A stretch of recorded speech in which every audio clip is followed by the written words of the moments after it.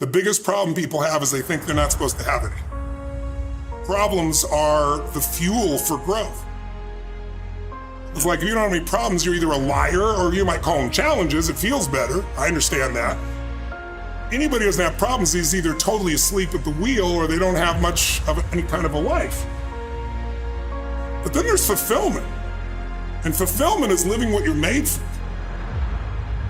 Is it a lack of confidence? No, it's a lack of mission. I like winning. I like being the best at what I do, so I'm not going to settle for less than that. Why would I? Michael Jordan making 1,000 shots before you take a break. So you look at Jordan or you look at, LeBron or you look at anybody who's the best in the world at what they do, and you go, aren't they lucky? But if you actually study them, you'll see they're doing things, they're practicing in private things that make them certain in public, and they get rewarded for what they do in public. Yeah. And you got to do the same. When you just know you're going to mess up, it's not going to be perfect. You're going to forget that line that you really wanted to say, but just put all the energy on the audience. Everything starts to change.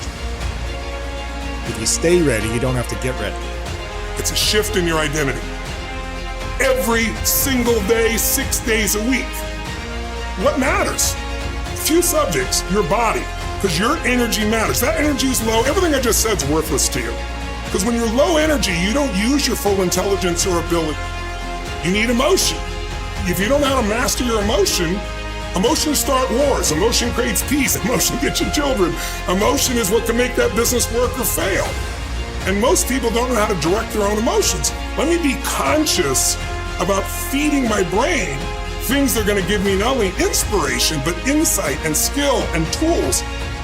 68% of the Fortune 1000 were started in either a recession or a depression.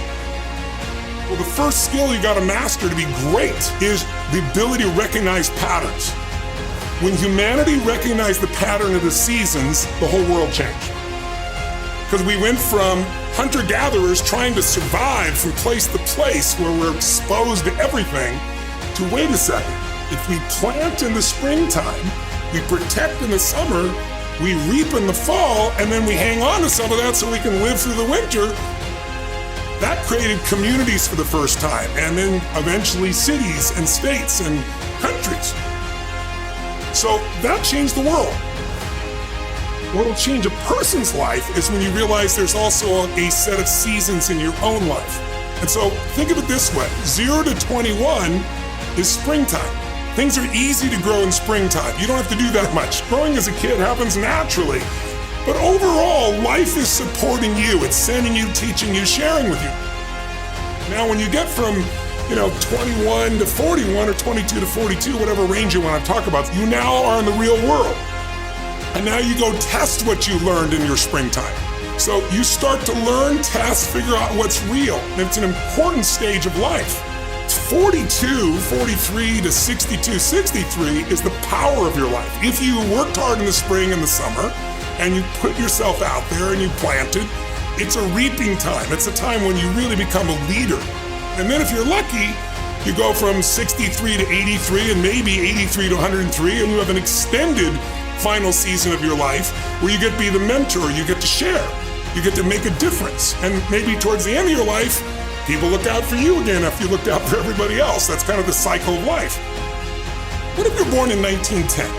World War I ends, the world looks like it's a great place, new technology, cars, radio, and then what happens? An explosion of abundance, the roaring 20s, and so you're a kid, you're 14, 15 years old, and you're like, I can't wait to get a car, to go.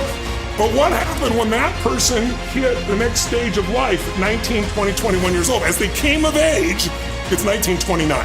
And suddenly, people are jumping out of buildings, total depression, dust bowl, nobody's got jobs. It looks horrific, and it was horrific. But then did they get a break? No, when they turned 29, it's 1939. It looked like the whole world was gonna end. Hitler was sweeping across Europe, bombing London. It literally looked like the world as we know it was over. This is what gives me great optimism for everyone watching here. Winter's not forever, no pandemic lives forever. Everything changes and everything ends.